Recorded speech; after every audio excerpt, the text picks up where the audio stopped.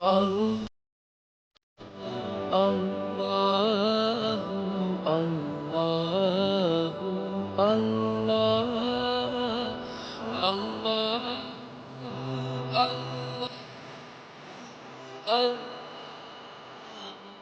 الله.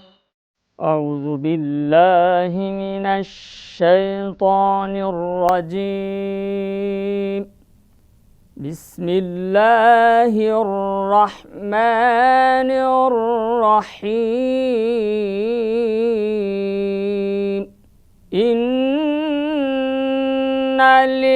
للمتقين مفازا حدائق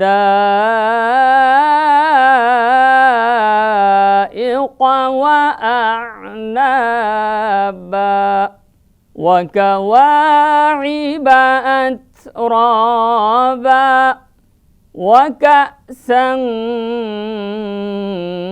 دهاقا لا يسمعون فيها لغوا ولا كذابا.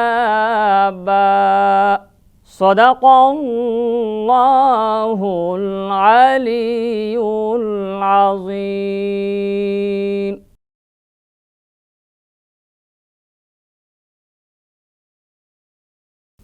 সূরা নাবা আয়াত 31 থেকে 35। মুত্তাকিদের জন্য তো আছে সাফল্য, উদ্যান, দ্রাক্ষা, সমবয়স্কা উদ্ভিন্ন যৌবনা তরুণী এবং পূর্ণ পানপাত্র। সেথায় তাহারা শুনিবে না অসার ও মিথ্যা বাক্য।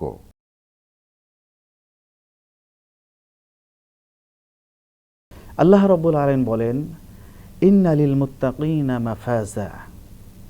আমাদেরকে ভালোভাবে বুঝতে হবে, নিশ্চয়ই মুমিনদের জন্য আছে সাফল্যের একটি স্থান। সাফল্যটা কি? সেটা হচ্ছে জান্নাত। এখানে মুত্তাকিন আল্লাহ রাব্বুল আলামিন মূলত তাদেরকে বুঝিয়েছেন যারা সত্যকে সত্য জেনেছে, কোরআনকে সত্য জেনেছে, ইসলামকে সত্য জেনেছে, আল্লাহকে সত্য জেনেছে, রাসূল সাল্লাল্লাহু আলাইহি ওয়াসাল্লামকে সত্য জেনেছে, বুঝেছে এবং তার অনুসরণ করেছে। মূলত ইন্না লিল মুত্তাকিনা মাফাজা, এদেরকেই বলা হয়েছে যে এই সকল মানুষদের জন্য আল্লাহ রাব্বুল আলামিন সাফল্যের একটি স্থান, জায়গা রেখে দিয়েছেন। সেটা কি? আমরা যদি সূরা লোকমানের দিকে তাকাই, সেখানে আল্লাহ রাব্বুল আলামিন বলেন, ইন্নাল্লাযীনা আমানু ওয়া আমিলুস সালিহাতি লাহুম জান্নাতুন নাঈম খালিদিনা ফিহা ওয়া'দাল্লাহি হাক্কান ওয়া হুয়াল আজিজুল হাকীম। সুবহানাল্লাহ। 21 নম্বর পারা 31তম অধ্যায় সূরা লোকমানের 8 নম্বর আয়াতে বললেন, নিশ্চয়ই যারা বিশ্বাস স্থাপন করলো, ঈমান আনলো, ওয়া আমিলুস সালিহাত, পাশাপাশি ভালো কাজ করে, সৎ আমল করে, নেকের কাজ করে, এবং লাহুম জান্নাতুন নাঈম, রব বলেন আমি আল্লাহ রাব্বুল আলামিন তাদের জন্য নিয়ামতে পরিপূর্ণ জান্নাতের ব্যবস্থা করে রেখে দিয়েছি। সুবহানাল্লাহ।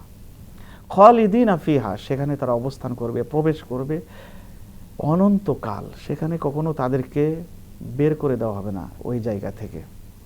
ওয়া'দাল্লাহি হাক্কান, আর আল্লাহ যা বলেন সে কথা সত্য। আমরা অন্য আয়াতে যদি দেখি, সেখানে আল্লাহ রাব্বুল আলামিন বলেন, লা তাবদীলা লিকালিমাতিল্লাহ, আল্লাহর কথার কোনো পরিবর্তন হয় না।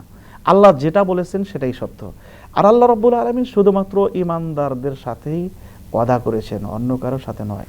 আমরা যদি 32 নম্বর আয়াতের দিকে একটু লক্ষ্য করি, সেখানে আল্লাহ রাব্বুল আলামিন বলেন, হাদাইক ওয়া আ'নাবা, আর এই জান্নাতীদের জন্য, এই মুত্তাকিদের জন্য রয়েছে বাগানসমূহ ও আঙ্গুর। সুবহানাল্লাহ। এই বাগানের ভিতরে সে যেখানে খুশি সেখানে ঘুরে বেড়াবে। আর এই জান্নাতের ভিতরে যে যত ফলের গাছ রয়েছে, সে যেই ফল তার মনে চাইবে সেই ফল সে ভক্ষণ করবে, খাবে। ওটা কাটতেও হবে না, পরিষ্কারও করতে হবে না। সুবহানাল্লাহ। চাইলেই তার কাছে চলে আসবে, শুধু ইচ্ছা পোষণ করবে, তার মুখের কাছে চলে আসবে। আল্লাহ রাব্বুল আলামিন 33 নম্বর আয়াতে আবার স্মরণ করে দিচ্ছেন, ওয়াকাওয়াইবা আতরাবা, নবযৌবনা সমবয়সী তরুণীবৃন্দ। সুবহানাল্লাহ। যারা জান্নাতের ভিতরে প্রবেশ করবে আল্লাহ রাব্বুল আলামিন তাদের জন্য জান্নাতের ভিতরে নবযৌবনা তরুণী ব্যবস্থা করে দিয়েছেন। আমরা হাদিসের ভিতরে দেখি যে ওই সময় সকলের বয়স হবে 33। আপনার বয়স হবে 33, আপনার সঙ্গী সাথী বা এই যে তরুণীর যে কথা বলা হয়েছে তার বয়সও হবে 33।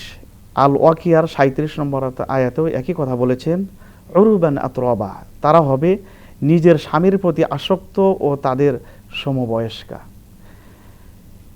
সূরা নাবার 34 নম্বর আয়াতে আল্লাহ রাব্বুল আলামিন বলছেন ওয়াকাসান দিহাকা, এবং পরিপূর্ণ পান পাত্র যা কানায় কানায় পরিপূর্ণভাবে ভরা থাকবে।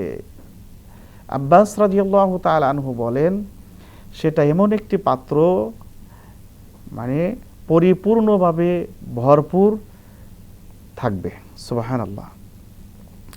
35 নম্বর আয়াতে আল্লাহ রাব্বুল আলামিন বলেন লা ইয়াসমাউনা ফিহা লাগাও ওয়ালা কিযাবা, সেখানে মানে এই মুমিনেরা সেখানে শুনবে না কোনো বাজে কথা ও মিথ্যা কথা। আমরা পৃথিবীতে যেমন চাষটালে বা দুই বন্ধু বসলেই বানিয়ে বানিয়ে গল্পগুজব মিথ্যা কথা বলি রং চং লাগিয়ে, না, সেখানে কেউ মিথ্যা বলতেও পারবে না, সেখানে মিথ্যা বলারও কোনো সুযোগ নাই। সম্মানিত দর্শক মণ্ডলী, আমি আপনাদেরকে 10 নম্বর পারায় 9 নম্বর সূরা আত-তাওবার 71 এবং 72 নম্বর আয়াত দিয়ে শেষ করতে চাই।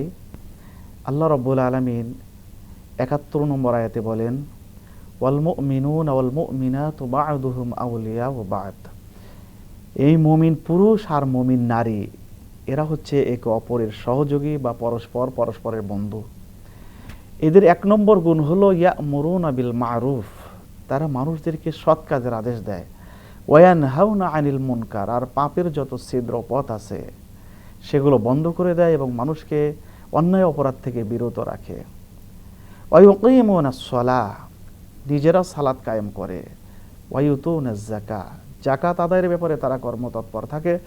উলাইকা সায়ারহামুহুমুল্লাহ, আল্লাহ রাব্বুল আলামিন এই সকল মানুষদেরকেই তার রহমতের চাদর দ্বারা বেষ্টন করে নিয়েছেন। সম্মানিত দর্শক মণ্ডলী, আমরা 72 নম্বর আয়াতের দিকে যদি লক্ষ্য করি, আল্লাহ বলেন ওয়া'আদাল্লাহুল মুমিনিনা ওয়াল মুমিনাত, আল্লাহ ওয়াদা করেছেন যে এই যে জান্নাতের ভিতরে যারা প্রবেশ করবে তাদের ব্যাপারে ওয়াদা হলো মুমিন পুরুষ এবং মুমিন নারী, জান্নাতিন তাজরি মিন তাহতিহাল আনহার, তাদেরকে জান্নাতের ভিতরে প্রবেশ করানো হবে যেই জান্নাতের তলদেশ দিয়ে ঝর্ণাসমূহ প্রবাহিত হবে।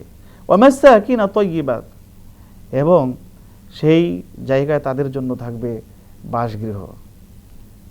ওয়ারিদওয়ানুম মিনাল্লাহি আকবার, সবচেয়ে বড় কথা হলো এই সকল মানুষগুলোর প্রতি আল্লাহ রাব্বুল আলামিন সেদিন খুশি হবেন। এটাই হচ্ছে একজন মানুষের সবচেয়ে বড় চাওয়া এবং পাওয়া, কারণ রব যদি কারোর উপর খুশি হয়ে যান তার আর কোনো চিন্তা আর কোনো টেনশন থাকে না।